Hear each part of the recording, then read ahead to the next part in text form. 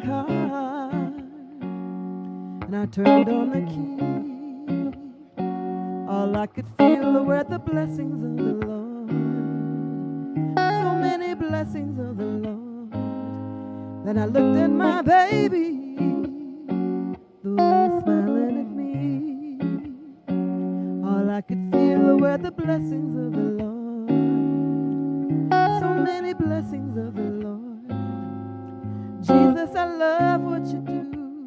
Hello, everyone. It's Floria, and you were listening to a video clip of myself and Jonathan Nilsson. He is the guitarist on my album, and we were just sharing a song there. I want to welcome you today, and going to do one of two parts today, and I want to talk about a wealthy state of mind, and a wealthy state of heart, and a wealthy state of home. Now, I hope I don't lose some of you right here. This older generation, we don't always play video games, but my son has a Nintendo Switch. And the Lord he works in interesting ways. I had wanted to spend more time with my children. They're married, they've got their lives, they got their families, and, they don't always have time for you, but I was just kind of missing their company. And my daughter started telling me about a video game that she was playing called Animal Crossing: New Horizon. When I first heard it, I thought, cute game. And then my son said, no, Mom, a lot of adults play Animal Crossing. And so I thought I would just be spontaneous, do something different, something new. So I just went out and bought the game. And I started trying to learn how to play it.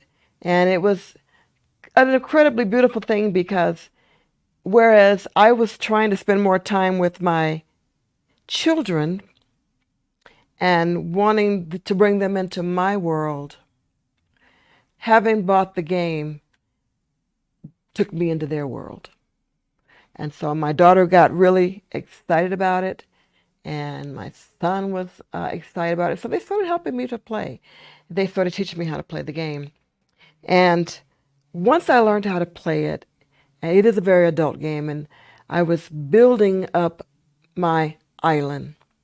And it has a lot of adult concepts as far as stock market and managing money and building your own island and getting people to come and live on your island. And so I've always been a lover of plants and gardening.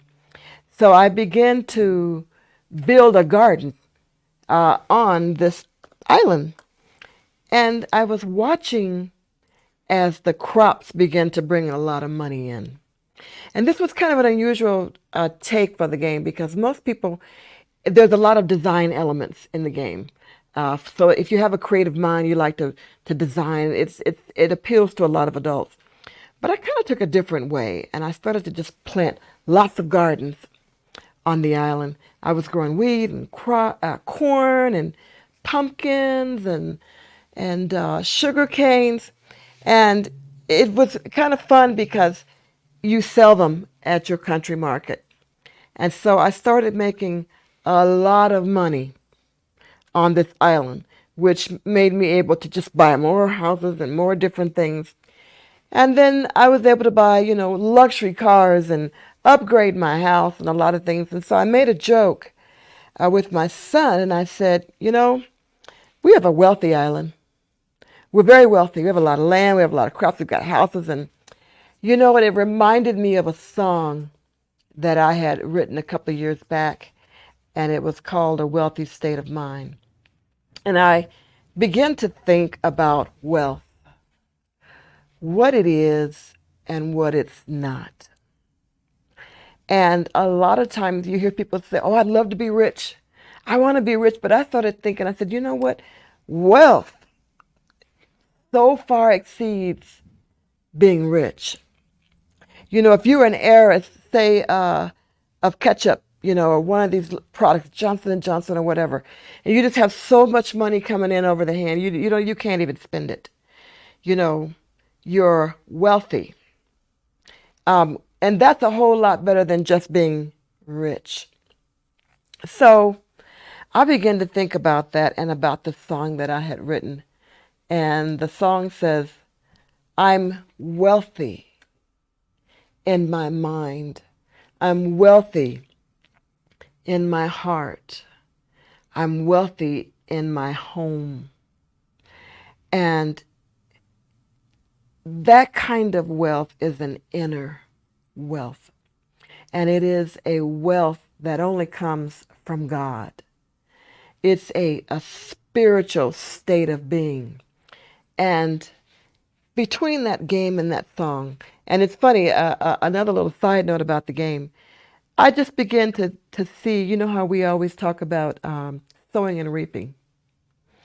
And it made me chuckle because I took one apple seed, one apple, I put it in the ground and then it sprouted up. One, I got three, and now it just keeps multiplying. And I said, this game is kind of cute and it can actually teach you some spiritual lessons, that the Lord talks about. And so I began to see how, with these crops turning over, I had more money than I could even spend. But I started to say to myself, what is real wealth? What is real wealth? And to me, in my heart, real wealth far exceeds money. It's peace. I could say that wealth equals peace. It equals shalom. It equals health. It equals those things that money cannot buy. Um, I have sadly some friends now that their health is going, you know, and it's going to happen to many people. But there is this wealth that God can bring. And so in this song that I wrote, I said, Lord, you put gifts in my hands. You strengthen my loins. You give good gifts unto men, and then you anoint them to get wealth. Hopefully, I'll be able to sing it one day on the show. And that song spurred into me that God, He does put wealth in our hands, and He anoints us with gifts, and He causes us to get wealth. And whatever gifts that God has given us, He wants us to use those gifts. He wants us to multiply them, and He wants us to turn them and flip them and to become wealthy from it. But the wealth that I'm really speaking of is not so much the money that you might have. Wealth to me is favor. Being able to lend and to borrow, but also being able to lift someone up, to give someone favor. Last year, when the vid was going around, and I call it the vid because I know how, that word is a flag on every, Facebook and YouTube, wherever you go, that word is a flag. So you know what I'm talking about, but I'm going to call it the vid. Um, Last year, when I got the vid and I was very sick, I was in the hospital, it really hit our family. We were doing well before that, prospering, but when the whole family was hit with it and we were all out of work, it kind of hit us hard and it set us back. And I was doing my broadcast here and it became a challenge. So I prayed and I said, Lord, I said, with ministry as with business, things go, they come. It's good. Sometimes it's bad. Sometimes, you're abounding and sometimes you're basing. And I had prayed. I said, Lord, it just seems like I'm going to have to stop my broadcast until we can get things back in shape the way we need them to be. And so I prayed and I said, but Lord, I said, I know that you make provision. Wherever you guide us, you make provision. And so I prayed and then I came and I approached uh, Pastor and Apostle Bills and I said, I'm just going to have to, kind of put the show on hold for a little bit until I can get some things sorted out. And I fully expected them to say, okay. We would love to see you back. But instead, they said, keep going. They encouraged me to keep going. And that to me was wealth. That to me was wealth in action, not just not money wealth, spiritual wealth. They were saying, no, we feel that God is saying, keep going. And you know what? I needed that little push to say, yes, I'm going to keep going. And you know what? During that time, the Lord had spoken to my spirit, and he said, you're going to separate from this job that you're on. And you know what? That did not sound like good news to me. So the first thing I said, I looked over to the left and I said, the devil is a lie, you know. But it stayed in my spirit so strong, it just kept coming back to me. You're going to separate from this job, and it's not going to be the way that you want it to be. And I kept saying, oh, no, no, no, no. That's the last thing we need after the vid. But still, the Lord, it just kept coming back to me early, sometimes in the morning before I could even open my eyes. First thing, you're going to separate from this job. And so I said, you know what?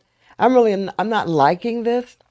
But as it turns out, I did end up separating from that job.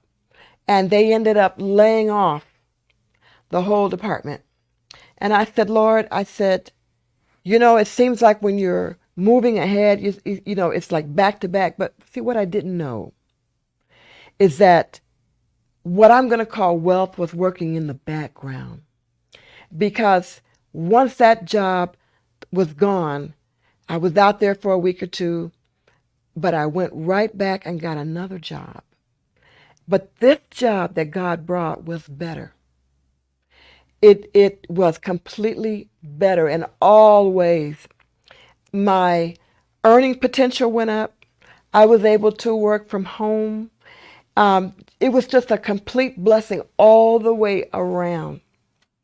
And when I sat back and I took a look, I said, to me, that's wealth. The currency of our world is money. But the currency in the kingdom of God is faith, it's trust, it's shalom, it's wholeness, it's knowing that no matter what bumps come and go and happen, there is the wealth of God that is keeping you. And there is the favor of God that is sustaining you. And their little push to me to keep going lifted up my faith.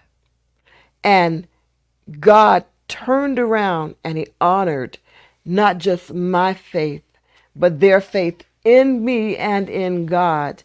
And God provided, and he was able to make me keep going. And so when I look back, I said, that is the whole shalom. That's the wholeness of God. And to me, that's the greatest wealth that you can really ever have, is knowing that no matter what you go through, no matter what happens, God has you. And the people around you have you. They've got you covered. They're praying for you. They're pulling out the best in you. And so I began to think about that a lot. What is wealth? And how do you get it? But not just in money. Money's great, and I do believe that God needs for his kingdom to be wealthy. Because what can you do poor? You can't do anything when you're poor and you're broke. So we need to be a blessed people. We need to be prosperous. And this is why God gives us these gifts, because there is no honor in God having a poor kingdom. We can't change the world if we're all poor. So that wealth of God keeping, it made a difference. But you know what? Even when I came out of the vid, like a lot of people, they're what they call long haulers. And it kind of affects you after you're done. And I know I've heard stories and I've shared them of people that even when they were done, they did not feel as good as they felt before. Now, I thank God because he kind of flipped me right back, and he got me back on my feet and he got me going. But like everybody else, I had to go through um, kind of like getting back on my feet. You know what I'm saying? Once I got out of the hospital, I had to kind of just, I had to get my breath back, even to sing, to be able to pull in a deep breath of air. Um, for a little while, I was a little bit tired. I didn't have the vigor that I felt before. And so, I just began to pray and to take communion and to just believe that God would get me back where I was before. And I was sharing with some of the ladies, and even here in the studio, we were talking, and I said, for a while, I didn't want to come on and do a show because I had gone through so much trying to get back on my feet and trying to feel better and trying to feel right. And there's just so much pressure on us as women to always look beautiful. I mean, the men just get away, you know, but for the women, we have to always have that pressure of always looking and feeling beautiful. And I didn't feel it. For a while after COVID, I didn't feel it. Um, I didn't have the energy, but I did have the strength of God to keep going. You know, I was thinking about this incident that happened with Will Smith and his wife at the Oscars, and I was telling my son, women are very sensitive about their hair, and I was sharing in the studio how uh, after the vid, my hair fell out.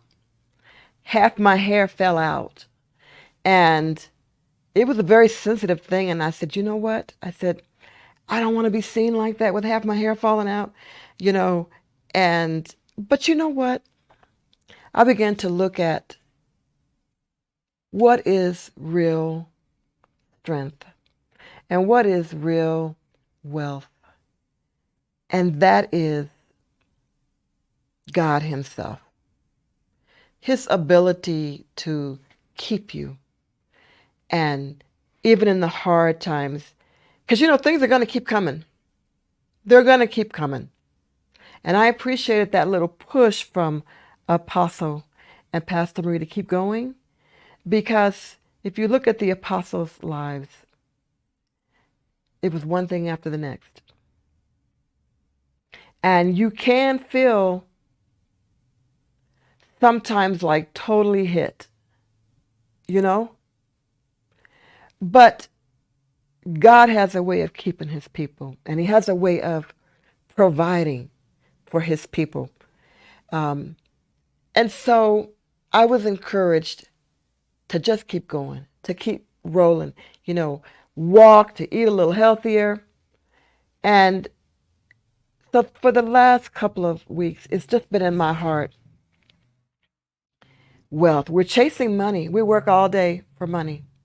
But the true wealth is that which comes from God.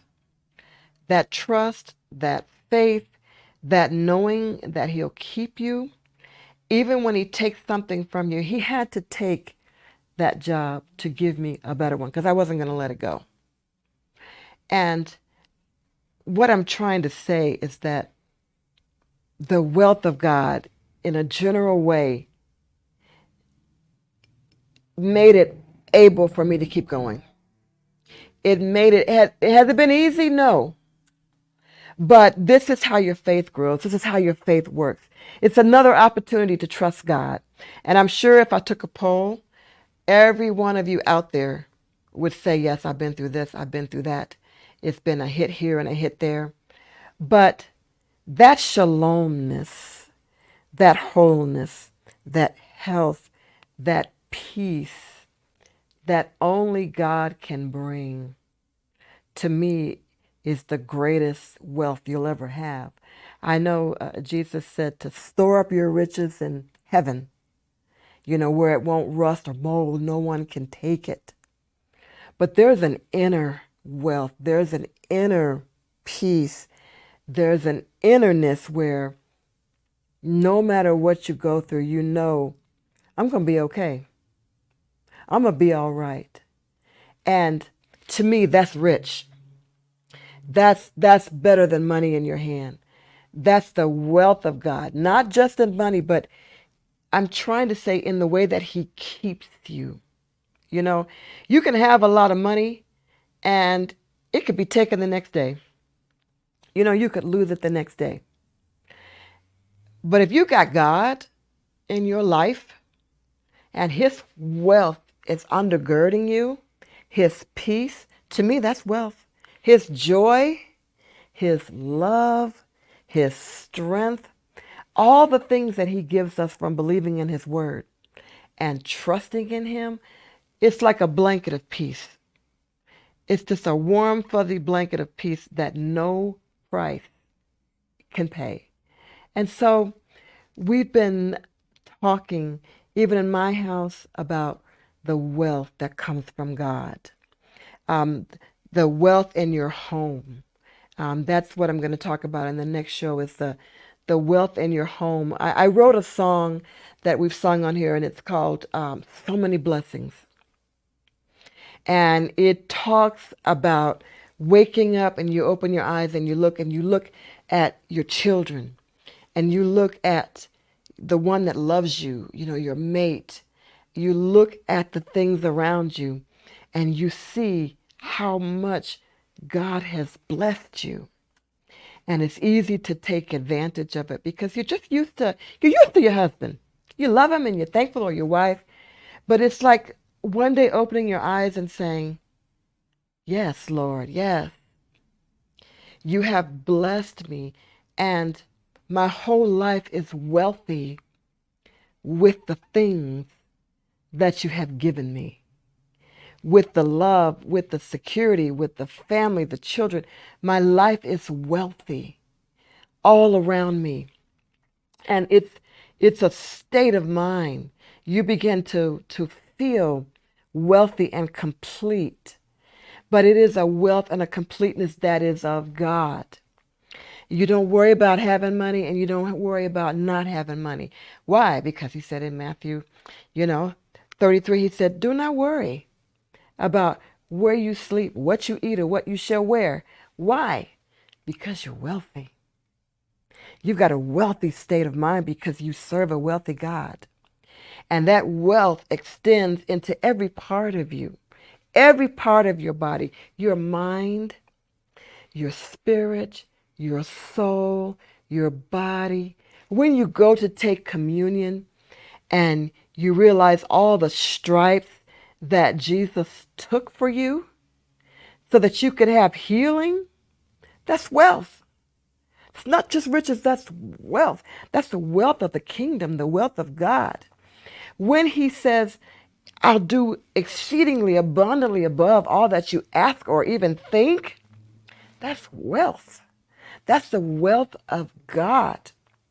When he says, what will separate me from the love of God? Shall sickness and death and pestilence, all of these things, will it separate me from you? No. He says we are above all. We are more than conquerors in those things. What is that? That's the wealth of God. It's like a velvet blanket. God is wealth, and everything about him is wealth. And he gives it to us in everything that he gives to us. His word is wealth. His healing is wealth. His abundance is wealth. His love is wealth.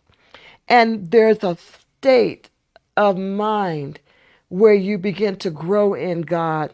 You go through some hits, some hard hits. A good sailor is not made with calm waters. He has to be some choppy waters, but he learns in those choppy waters to be calm because he's learned how to steer a ship in hard times. And he knows, just like when the disciples said, Lord, wake up, careth not that we perish.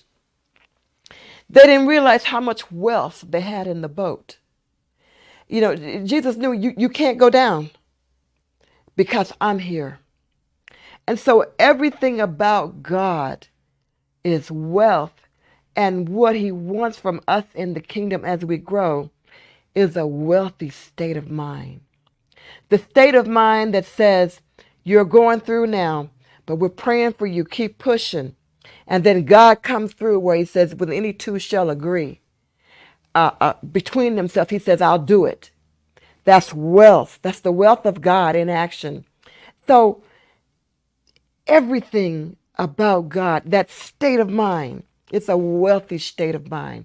I have everything I need. I have everything that I need, and even what you want. And that's what I'm talking about in this series, a wealthy state of mind. Just not with the concentration and the focus on money, on the shalom of God, which is the wealth of God, and having that mindset to live and walk in that shalom wealth of God. I see my time is ticking away. I'm going to come back with part 2 of this topic, a wealthy state of mind. I'd love for you to tune back in, and let's continue enveloping ourselves with and creating that wealthy state of mind. Not a rich state of mind, wealthy. Wealth and of the abundance of God and in the faith of God. That currency, that's the wealth, that's that currency of God, the wealth. I'm going to see you back in just a little bit. This is Floria, and you're with It's Floria Ministries. God bless you richly, and I'll see you for part 2.